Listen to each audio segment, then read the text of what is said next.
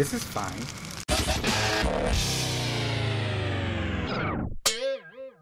What's happening, film friends? David the Film Junkie here. Welcome to the Sunday morning box office. That's right. I kind of waited a little bit because things are kind of crazy right now, guys. Things are kind of nuts, and we'll talk about some more of that. And just be looking out for videos for all kinds of stuff. I'm hiding my man cleavage. On the other channel especially, just with stuff coming out. But anyways, that's besides the point. Let's talk about what happened at the box office this weekend. If you're new to my box office report, I basically give the domestic earnings in 1 through 5. Talk about the international numbers too, because that's pretty important nowadays. So here we go, guys. Coming in number 5, we have Murder on the Orient Express.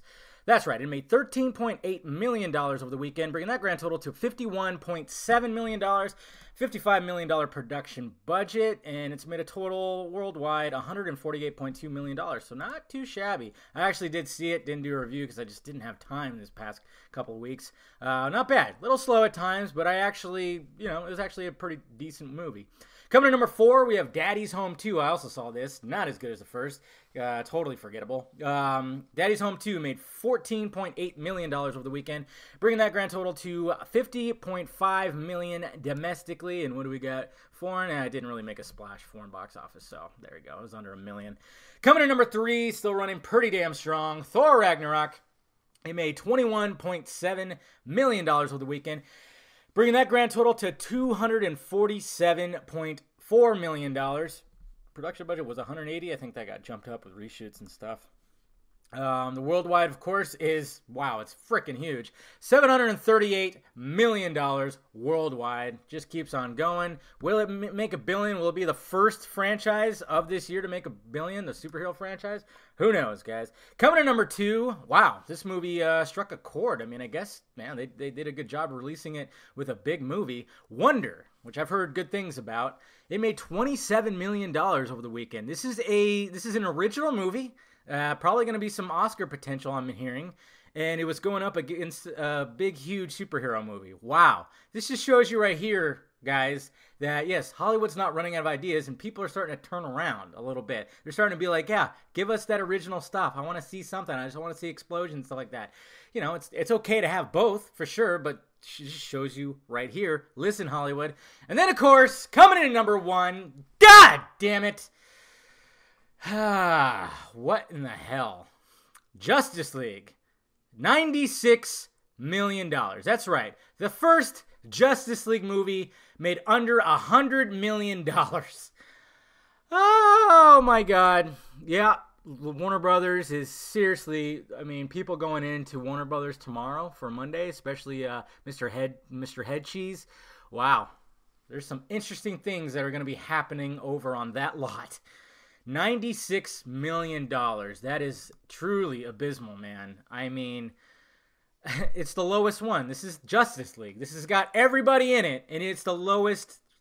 Worldwide, it made $281.5 million. Not bad, but still, that number should be across $300 million at least. Will the movie have legs? There's a possibility, guys, because if you look at that audience score, a lot of people are loving it. I've been talking to people. Everybody's loving it. General audiences are loving it. And so hopefully that word of mouth will happen, but I cannot believe that this movie made under $100 million. It just doesn't make sense. Maybe there's something left over from Batman vs. Superman, and then who's to blame, right? I mean, that's what we're kind of doing now today with everything that's been coming out. Who's to blame? And I mean, you can't just say, like, specifically one person. We can't say Joss Whedon. We can't say just Warner Brothers. We can't say just Zack Snyder. I mean, it's a collective. It took a collective for this to happen, okay? So we do have to blame Snyder. We do have to blame Warner Brothers. We do have to blame Whedon. We have to blame a lot of, because it all just didn't come together like the tagline says so. Yeah. I mean, I know, like, with a lot of stuff that's coming out in the video I posted last night, a lot of people are going to be like, oh yeah, you're a fucking Snyder fanboy. I'm like, no, he's to blame for this too. There's nothing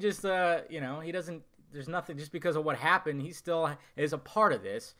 And, man, but still, I mean, it's Warner Brothers mainly. It's the head cheese, Mr. Ken, whatever the hell his name is. Can't say his last name.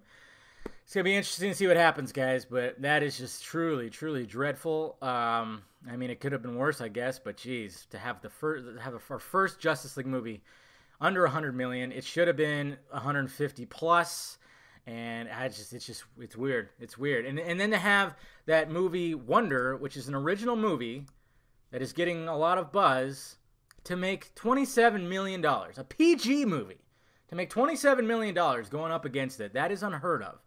There's a weird shift going on anyways, guys. So let me know your thoughts about it down below. What do you think about all this? And, feel free to say whatever. Hit that like, thumbs up button if you'd be so kind. Subscribe to this channel. Subscribe to the other channel too. Follow me on the social media stuff floating above my head. And, of course, I got shirts available. Go get it, guys. All right. Talk to you later.